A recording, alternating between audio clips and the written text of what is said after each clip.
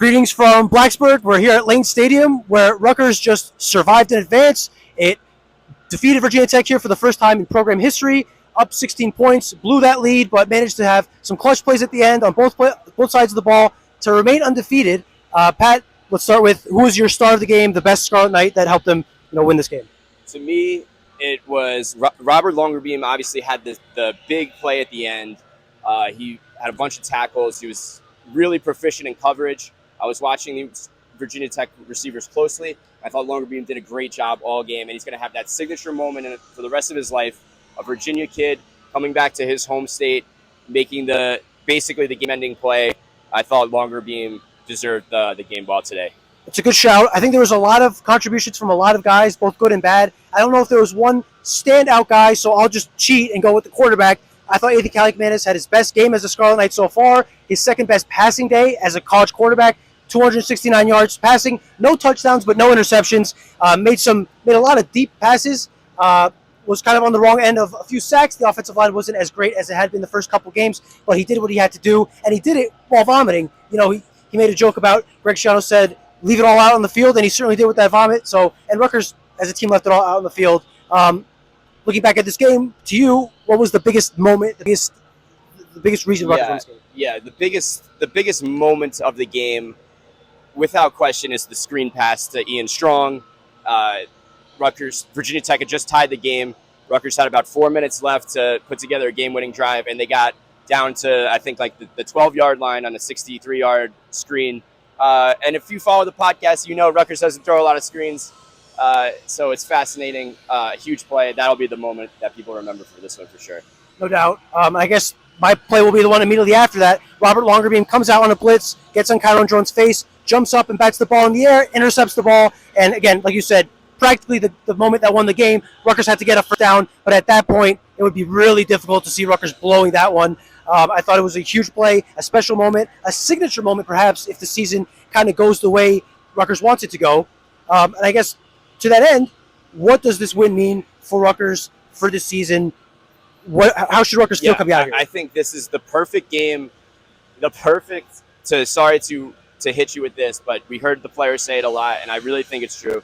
This was the ultimate chop game. When things got bad, the defense looked flat, exhausted, wilted. They came back, made a big play, and won the game. And I think when you find ways to win, you grow as a team, and I think that's ultimately what's going to come out of this game. A hostile environment, they found a way to win. That's going to help them grow. It's certainly easier to grow off a tight win than a loss. It's going to be a moment that when Rutgers inevitably finds itself in another clutch situation late in the fourth quarter against the Big Ten team, they can reflect back on this moment and know that they did it. I got one more for you. So we talked about Ethan Kaliakmanis and his vomiting on the field. What was something that made you vomit today from the Rutgers performance? Yeah, it's a great question. The beginning of the fourth quarter, those two drives where Virginia Tech practically just waltzed into the end zone on both times. I think the second touchdown from Tootin, I think his name is. Thank you. It almost seemed like he walked into the end zone. Rutgers defenders told us that they didn't feel gassed, but they were certainly getting gashed. I thought it was really disappointing to see Rutgers defense down toward the end, but, they were on the field a lot. They actually were not on the field a lot at all, so you can't even use that as an excuse, but I just was most disappointed with some defensive struggles late in the game. Yeah, and for me, just to wrap it up, I thought it was tackling, especially in the second half, was really bad, and bringing down Tootin and Drones. They're difficult runners to bring down, but Rutgers really did not do a good job of that, especially late in the game. Yeah, so hopefully they'll clean it up. They will do their best to clean it up on a short week. They play Washington on Friday at SHI Stadium. It's the blackout game. Today it was the whiteout game, and Rutgers wore white uniforms, which is whatever. That's besides the point.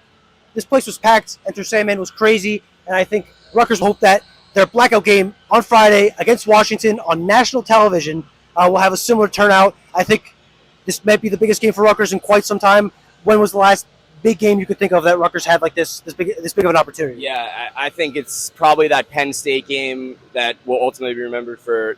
They were so close to beating Penn State, but Nova's interceptions. And then I go back to even, it's not the same because it's not a championship game, but the Louisville Thursday night with Teddy Bridgewater. Like, that was an opportunity to win the Big East, and huge Thursday night, huge turnout, huge crowd, and it kind of just all fell apart. So hopefully that doesn't happen if you're a Scarlet Knights fan, but we'll see. We're expecting a huge turnout, and I can't wait for it.